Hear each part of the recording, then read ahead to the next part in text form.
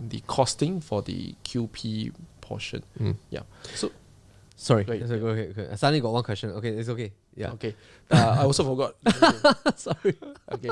Let me think.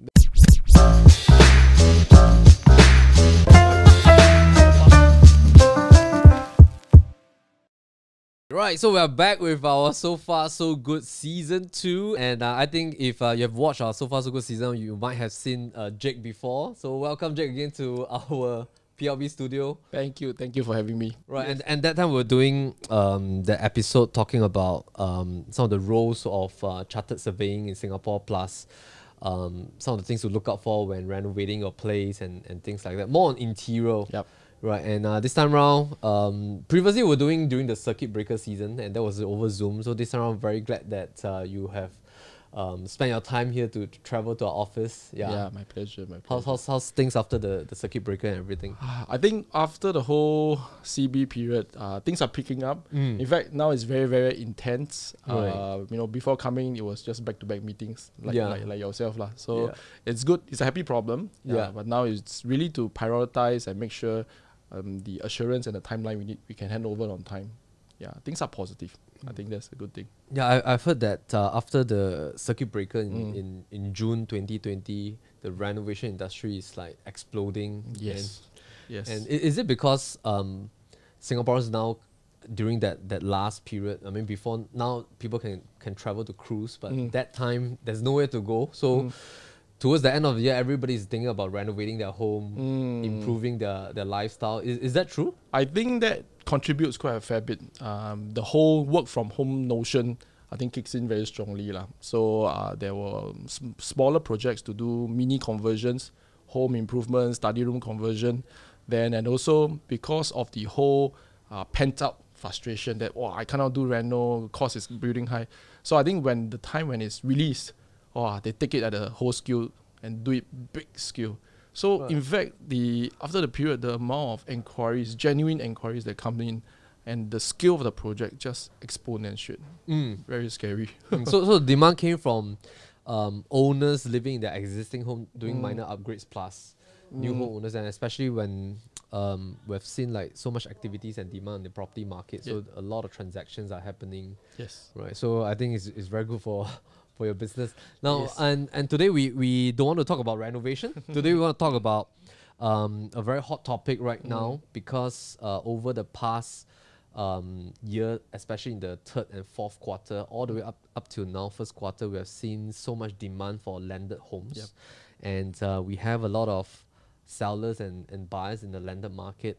And Jake has always been a very strong partner with us, because he's not only one of the very few chartered surveyors in Singapore, he also has a lot of strong partners in the landed property market, whether it comes to renovating landed homes, doing A&A or rebuilding. They have helped our clients to a very great extent. So we want to tap on his brain today to understand the process of rebuilding a landed property. So today the entire 30 to 45 minutes is talking about what is going to happen the moment if you intend to rebuild a home.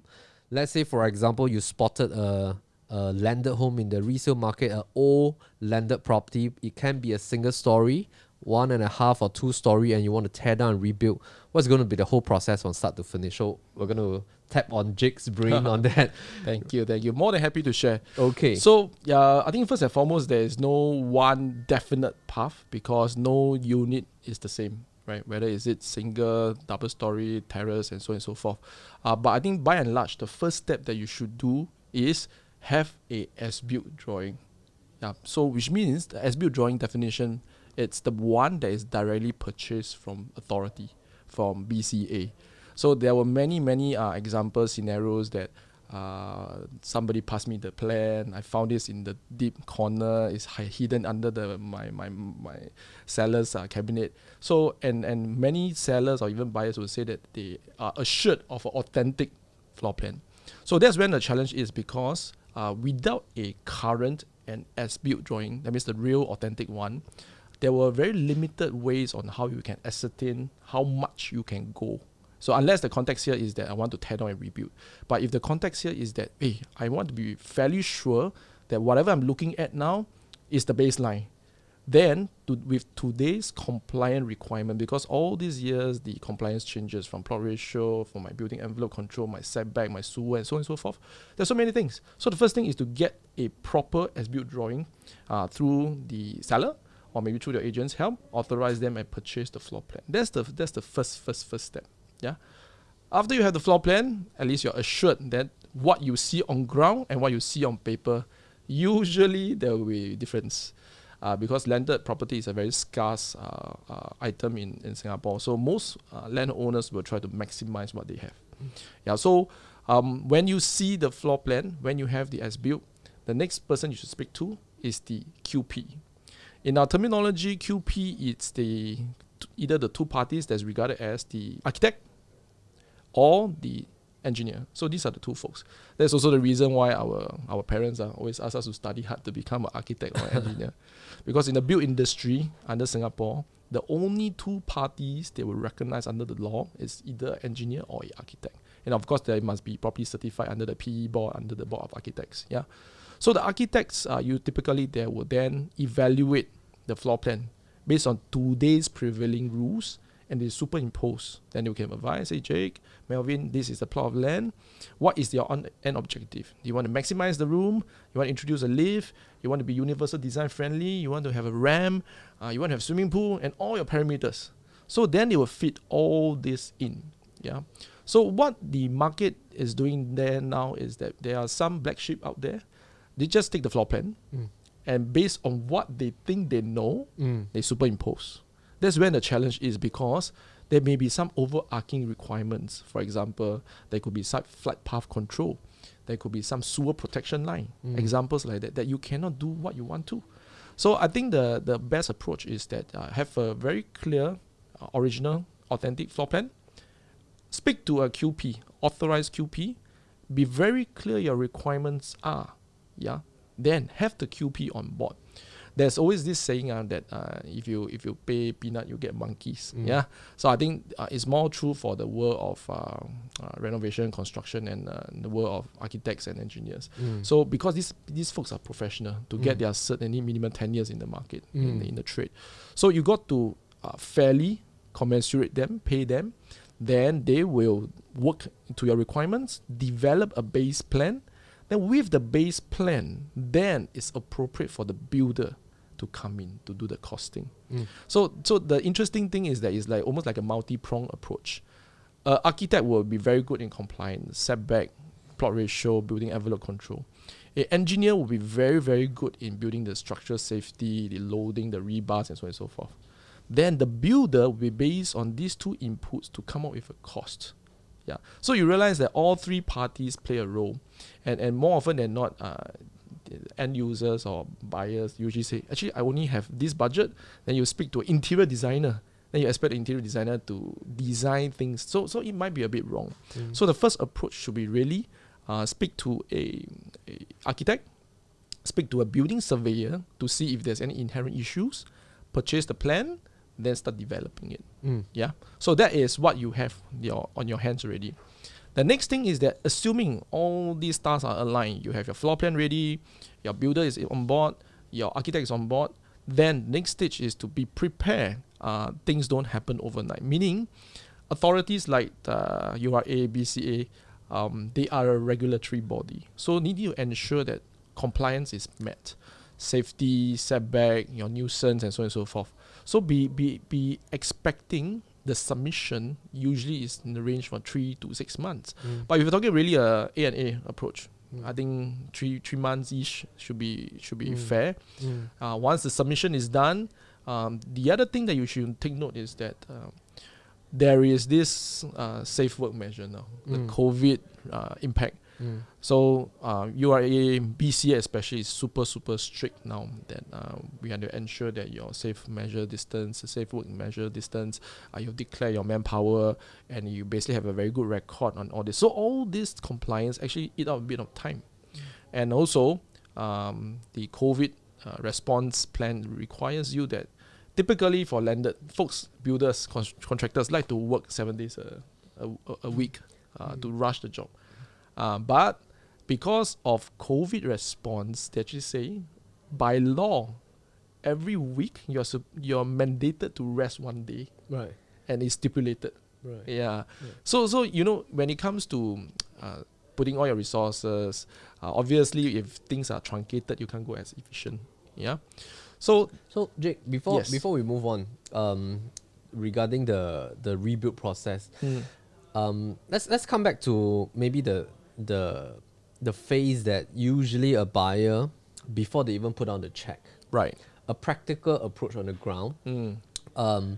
So I get what you mean when you say that getting the very correct BCA plans and then aligning your team, architects, QP, the builders and all that.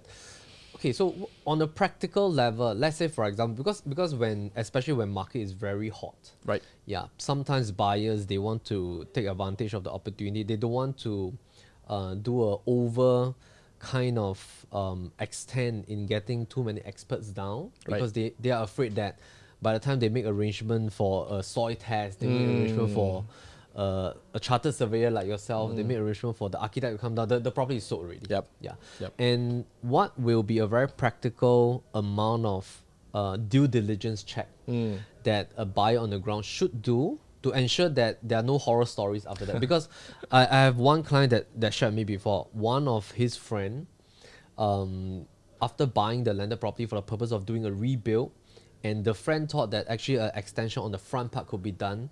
But later on, after buying, exercising the option, taking the keys, then his architect and builder tell him that, hey, below your house is a sewer line. Yep. And you cannot actually extend outwards. And that was a horror story because it affects the amount of build up that he can go. So when my client told me that, it was like, wow, okay, so there are a lot of things that a buyer on the ground needs to take. So in your opinion, what will be the recommendation? Right. So given this time and day, more so when the landed property is scarce still, and is in fact getting more and more valuable. So I personally felt that for all landed properties, do invest in a session with a chartered building surveyor.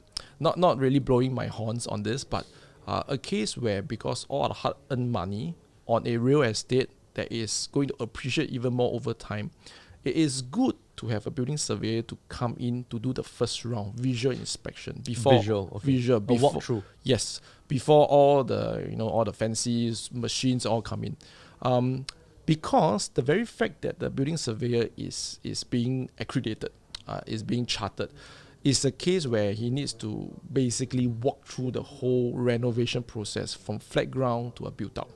So and there must be a very thorough understanding of the life cycle process of materials, of deterioration of product.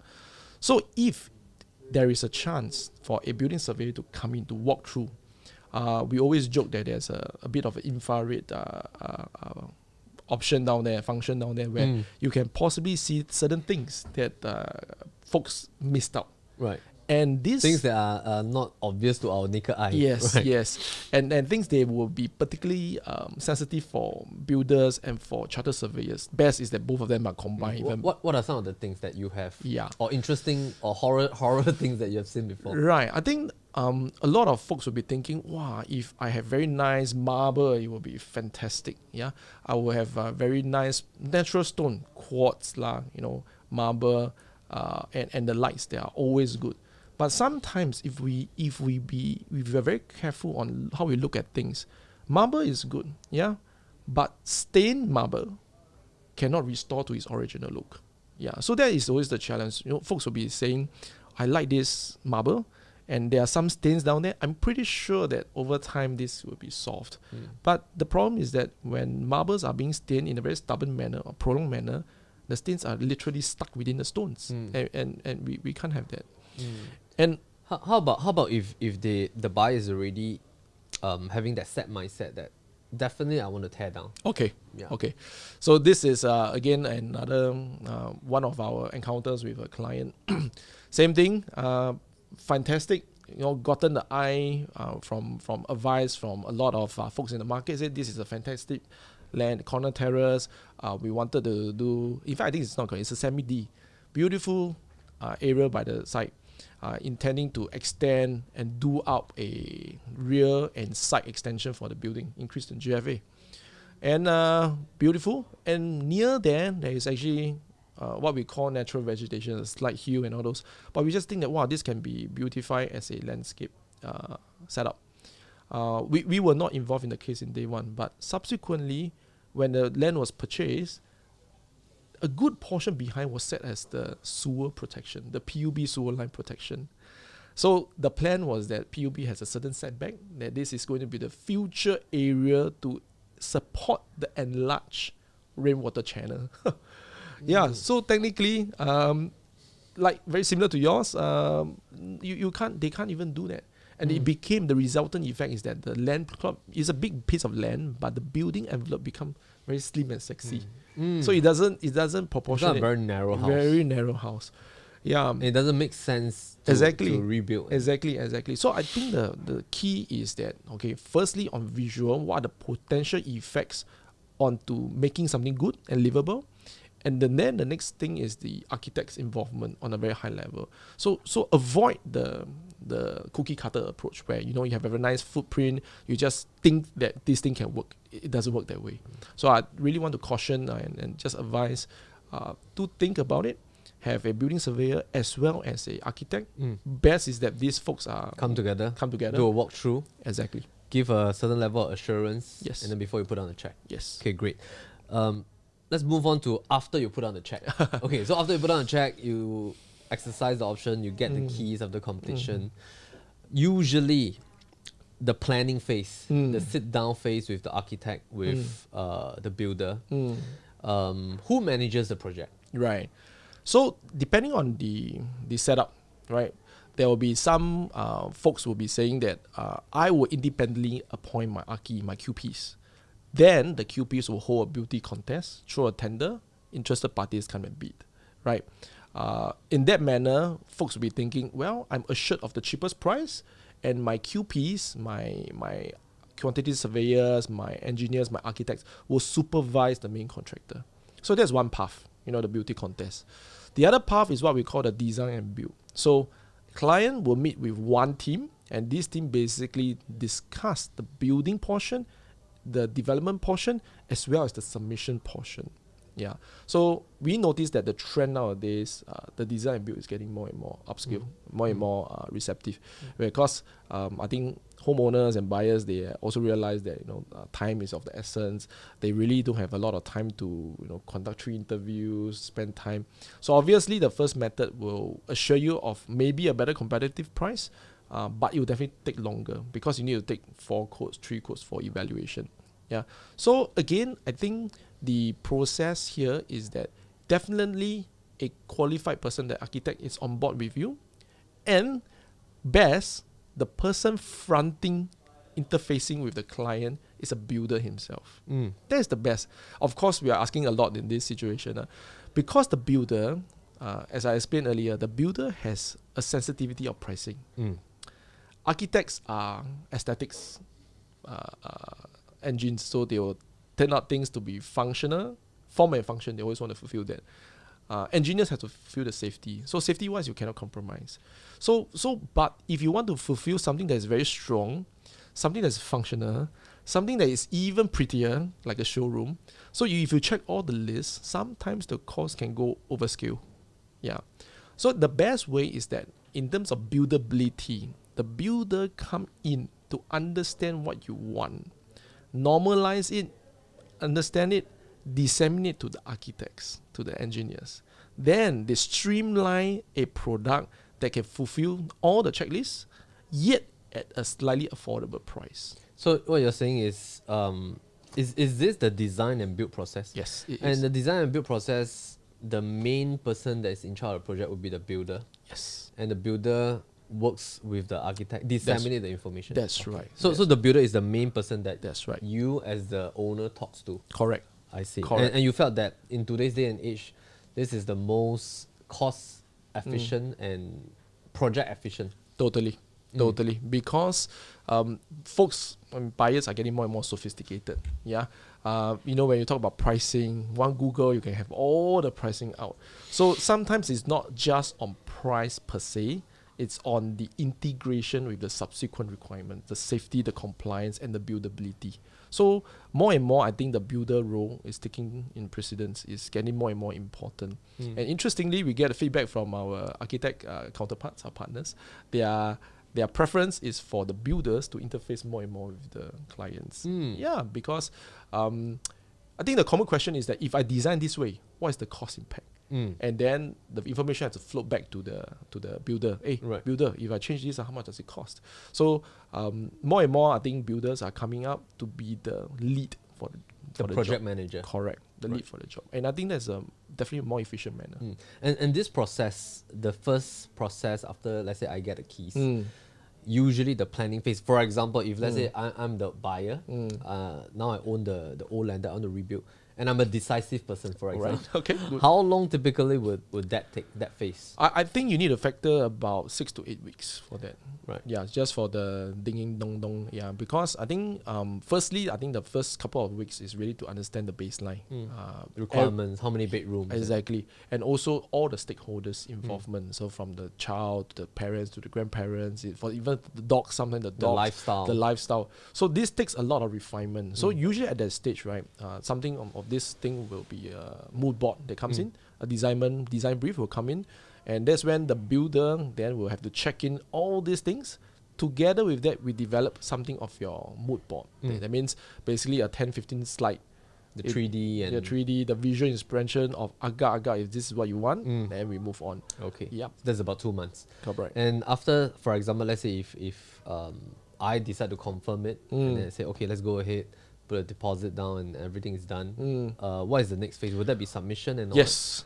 That will be then the architect's playground already. Then they will, based on the brief, confirm the designs, confirm the submissions, how much area, and they will basically do the submission drawings to URA.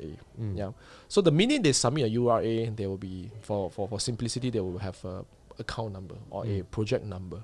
So when this project number is being created, and so that's the number that every time we drive past you will landed that's being built, there's a board there. Yes. Right. That is a very key number because any good things that happen is tagged to this number. Any non-compliance also tagged to that number. So that number is very critical. Okay. And more critically is because this number sets like the project number reference for subsequent QP application. So the first team that comes on board is always the archi first. Then they settle all this, they do all the thing. So once the thing is, I would say, good form, maybe 60-80% is done, that's when your engineers will come on board. So things can run concurrently. So long the project case is created, things can run concurrently. And the whole submission for this ding dong is about 3.5 months for the full team to get the whole discussion phase about 2 to 3 months. Submission phase 3 months, and let's say the approval is given for the project to go ahead. Yep. What and during this submission, what are the authorities involved? BCA, URA. Yeah, the more critical one is URA, BCA. The biggest one to take care of is BCA. Okay. The next one to take care is PUB. Okay. Yeah. With these two more or less settled, I think a lot of other things are simpler. Okay. These two are always the tricky part because BCA concerns the safety portion, whether the loading works, whether your trench is safe enough, and all those stuff. The other thing that is why PUB is concerned, because your effluent water, what you passes out, what the water you drink. Yeah, and immediately these services will affect your left and right neighbor, and sometimes even your back and front neighbor. So PUB is also very, very strict to protect the integrity of the power in and out. So this is the one, usually there will be surprises. Okay, and usually there will be delays if that happens like by 1 month or 2 months. Yes. Okay. For example, let's say if everything is smooth. Right. 3 months, you got it. What's next? After 3 months we got it, then it's back to the builders now. So when this issuance of cert to proceed, so for simplicity, we just say PTW, permit to work. So BCA will issue a notice to say, well, builders, you can work now. Then the builders will then comply. The next step is on all your necessary protection. Your hoardings must be out. Your poster must be out. Your monitoring device must be out. And your whole jing gang or COVID exercise has to be out. So the mobilization for this is about 2 weeks, 2 to 3 weeks. Yeah. So the minute the mobilization is done, the next step is actual start of work. That's so all in all, if you plus this is 2.5 months, maybe plus another 3 months. So I think conservatively and fairly reasonably should set aside about 5 months, 5.5 months. 5 to 6 months before you start work. Exactly. Okay. And then the moment you start work, usually, let's take for example, a semi-D. Right. Semi-D, let's say the land is 3,500, going to do a build up close to about 6,500 to 7,000. And of course now the very popular one is there's the envelope, the new envelope thing that a lot of builders can take advantage of for the high ceiling and things. Yep. What will be the time frame then? Right. From after these 6 months. Right. So after these 6 months, then work has to be done progressively and safely. Yeah. So all this progression of work, scheduling of work has to be done in tandem to what the engineers specify. So literally, you cannot, as a builder or as an owner, decide, say, I like to take my porch first. I like to take my ceiling first. I like to take my roof first. It doesn't go that way. In fact, the engineers will stipulate based on the method statement, what are the things you need to do. In fact, how high your protection, your holding has to be. What kind of monitoring device is it in the front porch, rear yard? They will specify. So these are, not in a way, the hidden costs. Yeah, because how much, how high to be, these are the things that they will specify. To the context about land 3,500, built out about 7,000, be expecting the time period from 10 months to a year. Yeah. Again, we also need to be fair on deciding whether is there a pool, is there a lift and things like that. But averagely, it's a project that will be approximately a year. A year. Yes. How about if I want to add on a basement? How would that affect the timeline? How much more time is needed? Right. So basement is something that is a very interesting thing because basement, according to the building envelope control, okay, so building envelope control is something that URA stipulate to say that you can develop your unit, your landed, but the overall new building height has to be within the height control.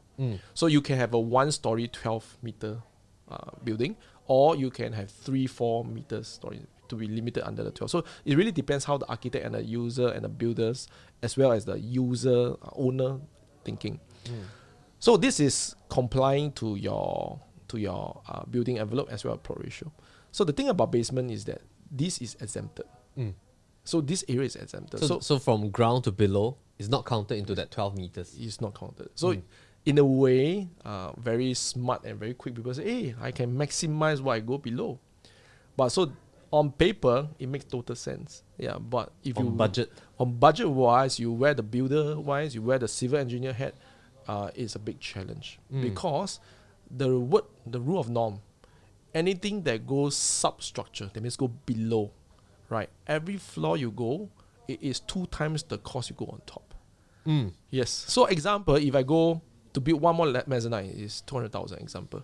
So if you want to go 1 floor below, it's 4 to 500,000. Yes. That is, and the time is the time is also equally 1.5 times more. Yeah. And the other thing that is surprise is the part on earth protection. Because obviously we want to go lower, and in Singapore, because of land scarce, all our services, our power, our electricity, our fluid water, affluent water, all goes underneath. So you have to assure, not just to the engineer, but you have to assure to PUB and other authorities that while we are doing your basement, you will not interrupt with the services. And all these compliance costs are really a surprise. Yeah. Because for example, if while your builder and their team are digging, and if it affects some of the things that affects the neighbors, how are the costs being calculated? I mean, like, this is a very scary scenario because you can be sued and exactly. So for a architect and a and a civil engineer, what they are supposed to do is that they are supposed to retrieve all the as-built drawings, including the sewer lines, how they run, and basically have a cross-sectional view how they're doing that. That's also the reason why there must be a lot of tests. Your pegging, your surveying, your topo survey, and so a whole jing-gang of services has to come in. So the idea is that as much as possible, I identify the services cables below that. And if we hit the jackpot to say that we identify before we start work, it is the role of the builder and of course the whole project team to then manage to divert them before you start. Okay, so this is a very interesting topic. Let's say, for example, one day your builder calls you and say, there's an issue, right? Because while digging, while building that basement. Right. The sewage for the entire road is affected. And whose responsibility is it? Let's say some of the neighbors decide to sue. Will they sue the new owner, or they sue the builder, or Right. like, So is there any insurance for the owner yes, to buy? And yes, yes. So for all projects, right, there's a necessary insurance coverage. So generally in that kind of context, when there are I think after effects, when you're doing certain scope, right, the project will be sued. Meaning, basically, it's under the main con responsibility that you'll be sued. Then if things get a bit more complicated, then the lawyers have to then determine the percentage of fault, whether is it A fault, B fault, C fault, or D fault. That is also the reason why when it comes to substructure basement construction, the preliminary works, the fact finding, the groundwork, very intense. There cannot be a case where I think you think no. It is a case with certainty. If you're not even sure, you have to commission another test. Not even sure, the third test. Not even sure, trial test. So where possible, we will usually do a very good advice to propose alternate solutions before going the basement approach. Okay, so I think appointing a very experienced builder and architect is also very important. Yep. Right. And coming back to the part that you were talking about, the envelope thing. Okay, when did this new envelope approach starts? Because for example, nowadays if you look at the URA master plan, I mean we are always able to see, based on the housing segregation, this housing enclave sometimes demarcated as a 2.5 story mixed landed. This is a 2.5 story semi-D kind of enclave. But sometimes as you drive past, a 2.5 story landed now looks like 3.5 story. So when did this new envelope height kind of thing came into place? Which year was that? So off a hand, I can't recall exactly which year, but it's fairly recent. You know, a couple of years back, it's fairly recent. But the whole idea of this building envelope control, it's a form of a give and take by URA. The approach is like this, because they wanted to control the overall vicinity with a specific height, so that you don't have outliers. Suddenly this building becomes super high or super low. So they want to ensure the overall look is maintained, but they also want to give some flexibility to the homeowners. For design. Exactly. Right. So they in a way, I think this is what they call progressive nation. You know, they give a bit, but they hold back a bit. That, okay, I give you this height control, 15 meters. You can then decide if you want to have a, you know, almost like a Western style, very high pitched roof, one single story. You can do that, almost like a castle style. Or if it's a 2.5 story, you can make it look like a 3.5. Exactly. Because you can have a mezzanine level. Exactly. Right. So a lot of these things are now a bit more, the approach is more flexible. Yeah. Overarching thing is that, number one, you fulfill to the building envelope control, and then of course the engineer has to come in, whether the loading is sufficient, the footing is sufficient for your extra things like that. So, but the building envelope is really to promote the two case, flexibility, as well as to still control overarching on the visual. And that's I think that's great, especially if you're planning to rebuild, because last time you really had to stick to, like, you know, the 2.5 and all that. So now there's a lot more flexibility. Perhaps during the mezzanine you can build like a family area, or maybe without the mezzanine you can make your level 1 to really have that loft kind of effect. Exactly. Right. So coming back to that part about commencing work, and then you were mentioning that usually it's about a year. So far since the June circuit breaker release, has there been like a delay in the rebuilding process? What do you think? Or everything has been like back to normal? Okay, I think the word to describe this is that there is quite distinctly delay. The whole supply chain is affected. So right from the DOM concept, our workers are being contained in a very strict controlled transport manner. So it's just a very simple example. Last time the workers are able to commute point A to point B themselves. And specific vehicles or small vans, lorries, anyone can pick them point A, point B. And the number of hours, your working hours, are basically as long as your project determines. But because of all these safe work measures and all those, your transport to the dorms are controlled. So only AB person declared vehicles can come in. Yeah. And also, you can't even go and buy your own food. Yeah, to that extent. So a lot of things are being restricted, which also means that the flexibility, your working hours, you can't stretch the extra bit. So that's the first. Your direct workers from the dorms are affected. 2 is your material, your talents. Materials and talents, they tie hand in hand. So for example, the experts to do form work. That means when you're doing substructure, you're doing your footing, you have that piece of wood to form like a little Lego, and you pour your concrete. This is form work. The talent for form works are severely lacking. Why? The best form work carpenters are from China, example. So because of all the COVID restrictions, the travel restrictions, this is a very big thing. Yeah. Then slowly, there is this thing called the, not so nice word, the cannibalization comes in. So which means that I know you have one talent. If your daily salary is $200, a competing firm, because to avoid your LD and all your subsequent things, you are then, I'm willing to pay double the price just to you to come back. So a trend is coming by now that in order to complete jobs on time, limited resources, I'm willing to pay double, pay triple, just to get the talent back. Wow. Yes, is that scary? Is that scary? And this cost goes to the most pertinent people. So example, the first scope that can happen is the hacking people now. The general demolition people, the hacking team. There were trends ever since sometime in August. Yeah, the price increased 40%. So the builders and all that, they are paying top dollars for talents, for priority. Yes. Wow. And also, truth be told, sometimes it's not about who has the best credit rating, who pays well.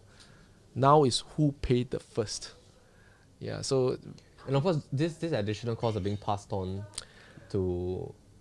Whether is it passed on or not, I think the builders also want to be able to deliver their job fast. Exactly. Right. So they're hunting for... Yep. Wow. So this is a very interesting period where, the question is well asked, is that who bears the cost? Yeah. Yeah, who bears the cost? So it's a very tricky thing, because overall, as part of contract or what, if the sum was contracted before COVID, well, it's agreed. It's agreed. So in some way you have to bear.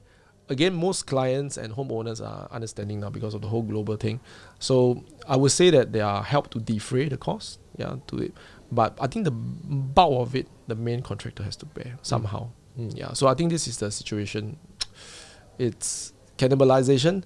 The materials are also not as prompt and fast even for all our logistic ports, not as fast. And I think because of the pent up, a lot of demand is coming in. So obviously when demand is high and your talent pool is low, then there is this trend that I pay you more, you come over to my site. So really the overall climate now, I would say is more on the tense up portion. Jobs are a lot. I think it's because of a pent up frustration. And pricing is driving up. Yeah. So this is the overall scene we are seeing now. Recently, I've been seeing a lot of interesting design in the market. Even with plots like perhaps just 3,000 plus square feet of semi-D. With very interesting design, you can even park up to like 4 cars. Right. And my own checklist is that right now, if someone is planning to rebuild, the lift is a must. Yeah, because that's the trend of future-proofing the home. Minimum, I think there has to be 5 bedrooms in total, right? At least. Pool is a little bit of plus and minus, because some buyers on the ground, when they come to view a property with a pool, they ask us how much does it take to cover it up. Right?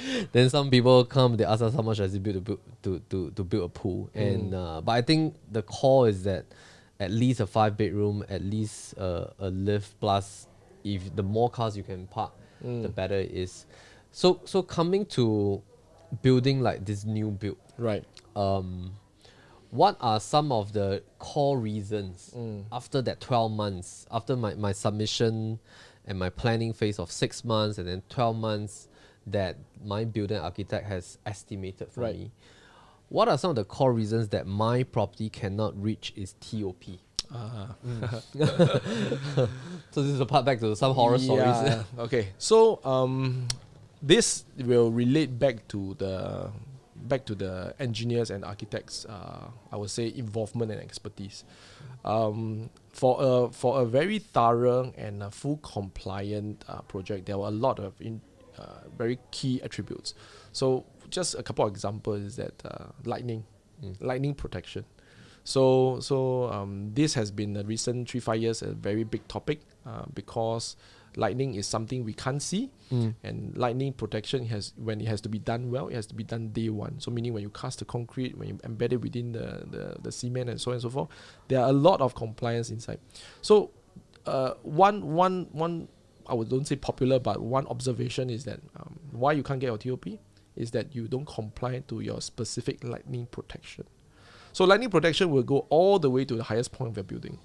And this lightning tape, or the conductor you call it, has to then be isolated throughout the unit. And how can you do it?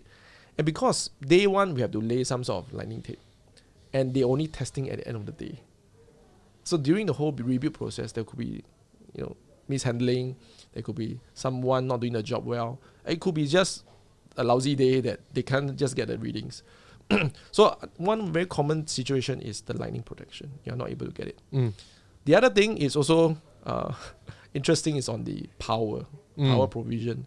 So this is when this term come in, the licensed electric worker, LEW, comes in.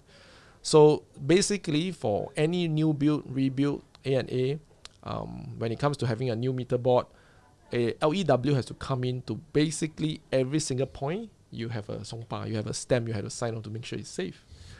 Yeah, and as part of upgraded living, enhanced living, people want to have certain power points in certain area.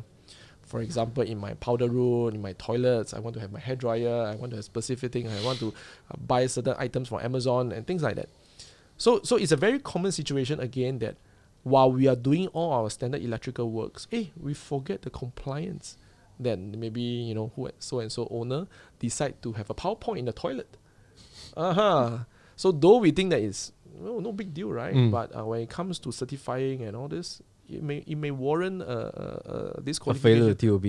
Yeah. So these are some small little things, and as small as we think that is not so impactful, but when we talk about the tread and riser, the staircase when you walk up and down, so when you want to rebuild, there are very strict controls on how high a stair can be, how deep the stair can be. So sometimes we say, never mind lah, just 应该可以的, you can, but it's not like that. So when it comes to TOP checklist, these are the things that they will check. Okay, how is the TOP inspection process like? Who comes? Is it somebody from BCA? Yes. So the statement will be that BCA will come. Yeah, that's the statement. BCA officers, they will commission a check. And then the trend now, or rather the observation now, there are modified ways of doing it now. So meaning, virtual ways. They empower way. So meaning they are doing a more so like an empower way to say that dear QP, dear QPs, right? Please fulfill and check through all the checklists. Submit a report. Yes. And then take photo, visual proofs. Yes. So it used to be at random checks that BCA officers or even simple ones, they don't come. But by and large, the statement would be that BCA will come and check. So the QPs are appointed by the builder. Correct. Okay. And the builder is supposed to manage the QPs as well. Correct. Right. Okay. What if after all the submission, let's say example this empowered way, the new way, and the TOP fails. Every round of rectification, example two items fail. The staircase is not built to, or maybe the lightning and stuff. What is how long is the delay? Well, BCA put it in a very simple way. So long you comply, you resubmit, we will do the due processing time. So I think the time delay is as long as how long you need to rectify the thing. But after you have rectified it, usually it's quite okay. Yes. Okay. Yes. It's the process of rectification. So for a staircase to rectify, it's literally like redoing. So usually that's why on the projects, right, there are a lot of check and balances. At stage 1, if you do the third, second floor first, you settle the second floor, make sure everything is passed. Next one. This is also where the QP's team as well as the builder's team for the supervisor comes in a lot. Because everybody has a role to play to ensure that I'm make sure that I don't sabo you. I want to make sure my architects and engineers, whatever they draw, tallies to site as much as possible, and we comply and make sure that things are actual. So as a consumer in the market, I mean, for example, I appointed my builder who using the design and builds kind of method for my builder to manage the entire project. Appoint a QP, appoint an architect. Okay, how do I protect myself as a consumer? Of course, we want a very good working relationship with my builder and the architects and all that, because they're helping me to build my home. But for example, let's say I've paid the deposit, I pay progressively, and the estimated time frame, let's say as promised, is about between maybe 18 to 24 months, for example. Usually builders give a range, right? Right. Okay. So what if the delay is really out of the norm? For example, it is instead of 2 years, it becomes 2.5, or maybe even stretches up to 3 years because of a lot of the mistakes that were being made and it can't achieve its TOP. How do I protect myself as a consumer? Well, this is also where the standard legal template, as well as the T&C, terms and conditions, as well as the negotiations coming in. So by and large, right, when you come to a contract, it could be really a private treaty. So you can just say, okay, Melvin, I like you, I appoint you directly. Or you can always fall back to the SIA board architects. There are prescribed recommended forms. There are also recommended industry practice forms to adhere to. So by and large, if it's a private treaty, private agreement, it's usually the contract is signed on the private terms and conditions with the builder and the homeowner. So I think this is also time that if we be very open and fair, this is also when as a homeowner, you should be very prudent in your progress payment milestones. So example that you hit a certain milestone, I cast the concrete, I erect my second floor, I do a certain thing, then I have that. So and by and large, nobody will really want to shortchange or delay the project unnecessarily. So there are a few provisions, is that the milestone must be well written. That you hit a certain milestone, that's number one. The other two, the other one is this, what we call the retention sum. So if you don't do well, go on to a amount. But this is very negative nature. It's sort of like a penalty. Like if you don't do well, I'll outang your money. So if it's dealt professionally, I think it's okay. But also on the other angle is that you're also finding chance to hold my money. So it really depends how the setup to be. I think the last is the insurance. There are various type of insurance to protect a consumer, a builder, but I think these are the usual steps. So the insurance to be purchased, like to protect in the event of a prolonged delay. Okay. What about another horror story is that what if the builder goes bust? Yep. This is something that we hear within our industry as well. So when the builder go bust, things gets a bit messy. Because for a project to go on, right, it's not just I finish, I get my permits, I go. The check and balance from the authority side require you to declare who's your builder. Within the builder, you have to declare who is the person, the approved person, the technical person not involved. So literally when a company go bust, a new team has to come on board. So literally the person who come on board has to then reset the whole thing and try to understand the decision made and all those things. So study the whole plan. Exactly. Where's the progress? Exactly. And it's going to take like another 4 months. Another 4 months, 5 months before the new person dare to take over. Exactly. And the assumption is always that if my balance contract is left with, example, 200,000, and new builder comes in, I will pay you only 200,000. But no, it's not like that. Because the work starts from scratch technically. You reset and learn everything. So I think the delta, the premium, it's expected. Then if when it comes to how can you seek back the damages, the claims, that's a different story by the adjuster and the lawyer. But be mentally prepared. The person who comes in is not at the price that you pay the first builder. It's a premium. Usually a much more. Is there insurance to cover that if the builder goes bust? There are some provisions, but we have not explored those options before. So there are some provisions like that. Who are the usual insurance providers? Are you aware? Tokyo Marine and a couple of other big firms. Okay, all right. And one final question before we end today's session. It's been a very fruitful one. is that the estimated costing. I mean, we talk about it in a couple of our episodes on season 1.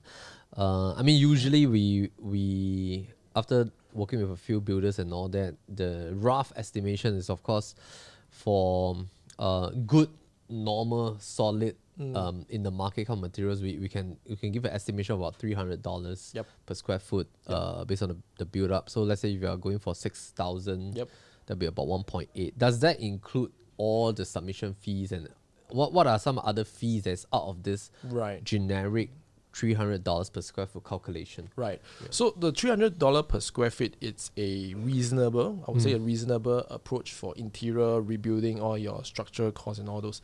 But this $300 is best put as the fitting renovation construction cost.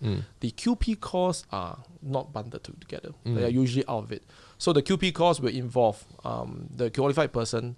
Strictly speaking, for any landed project, the QPs are involved are quite extensive. You have from your architects, your civil engineer, your M&E engineer for your lightnings, your licensed electrician, your licensed plumber, and sometimes even specialist builders. Example, your formwork people, your piling people, even your aircon people has to come in. So all these people, when you add them out, it is pretty significant, and is usually in the range of anything from 60, 80, 100, 150,000. So at best, you set another 200K for 200K for it might be a lot. Yeah, right. Probably about 150. Yeah, probably about 150. That's one way on how they can do that. The other way is percentage of the contract sum. They have 1%, 2%, 5%. There are a lot for of all the submission and all exactly. So this is the costing for the QP portion. Yeah. So sorry, go ahead. I suddenly got one question. Okay, it's okay. Yeah. Okay. I also forgot. Sorry. Okay. Let me think. Then the submission, the QP. Yeah. So then the other things that will so-called surprise costs or not included are the costs after we realize. So on the ground, we realize that the soil is not good enough. This is a question that suddenly popped up because recently somebody asked, is it necessary to do a soil test before putting down the check? Okay. What do you think? Okay. And what's the purpose of a soil test? All right. So we come with the technical first. The soil test, as the name suggests, is to test the quality of the soil. Yeah. So how you test the quality of the soil is almost like the way to put it is like a Christmas tree. It's a lumberjack. You pound the machine within the soil to a specific depth to attain the soil samples. Yeah, and that day I was asking you in the morning, and then you were driving, fetching your kids to school, and then you sent me that photo. I was like asking Jake, how will a soil test look like? Because one of the buyers were asking, whether our sellers is willing for them to do a soil test. And then when Jake sent me the image, I was like, oh my goodness, that's a big machine. No way they will allow it. I don't think my sellers will. Because it's going to affect their the garden and all that, it's such an extensive thing. Yes. Yeah. So the soil test, is it to determine whether the property is suitable for rebuild? Yes. Okay. So if you don't do, and then let's say example, like you brought your builder, your architect, they walk the ground, they say, okay, go ahead, put down a check. What happens if the soil test fail and then? Okay, so I think there are a lot of things. So the soil test really is to test the composition of the soil, hence to determine the strength of the soil. Hence, then it will affect the design of your substructure, the piles. So if you are gung-ho and say, no, I really don't want to do soil test, then at the point when the engineer is designing your new piles, the new columns, then he will have been in for a big surprise. And as part of the civil engineer protocol, just now we described on the process, we get the drawings up, the QPs, architect on board, the civil engineer. So the civil engineer, when they're on board, they want the soil test. They definitely want the soil test. But practically, usually people only do that after they buy, right? Correct. So this is where I came in as that this will be the surprise cost. So for example, we prep that the structure will be a simple footing, 1.5 meters, so on and so forth. But if the soil test come up, oh man, this is fail. They won't say fail. Okay, so if the soil test is not optimal, right, you can still rebuild the house. It's just that cost. Yeah, you have to put in more. Exactly, you have to strengthen the soil Right, such that right, you will tahan Okay. the. So money can solve the.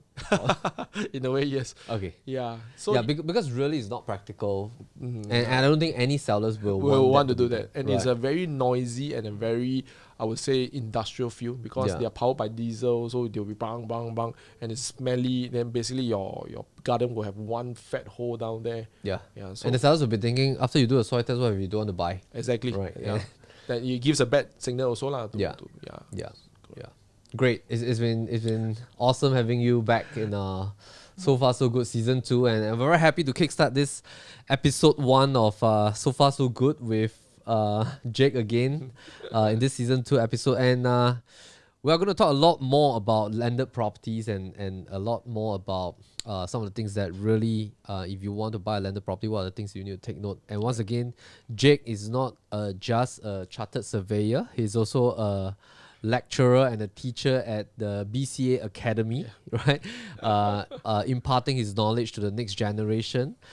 He's the one that is... What course are you teaching? Is that a diploma? I'm teaching diploma technical drawing. Right. Yeah. Okay. And so he's an inspiration to the next generation, and plus being a chartered surveyor in Singapore is a rare kind of certification because it's a worldwide kind of accreditation. Plus, he also runs his family business. Very enterprising person, leading his team in doing the interior renovation space. Plus, of course, rebuilding A&A space. Yeah. So if you have any inquiries, you can his number and his website, his link is all down in our description below. You can check out his company and then give him a call if you need any services.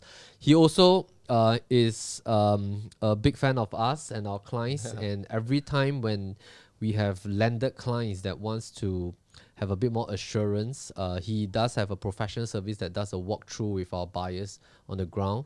Yeah, so thank you, Jake, for always supporting our team. Yeah, more than happy. Yeah, it's always a super happy feeling working with your team. Great. Excellent. Awesome, man. All right. Thank you. Thank you, man. Thank you for staying tuned with us on this So Far So Good season 2 episode 1. So we hope to see you on episode 2. Meantime, take care. Bye. They come to build a property with a pool, they ask us how much does it take to cover it up. Right? Then some people come, they ask us how much to build a pool.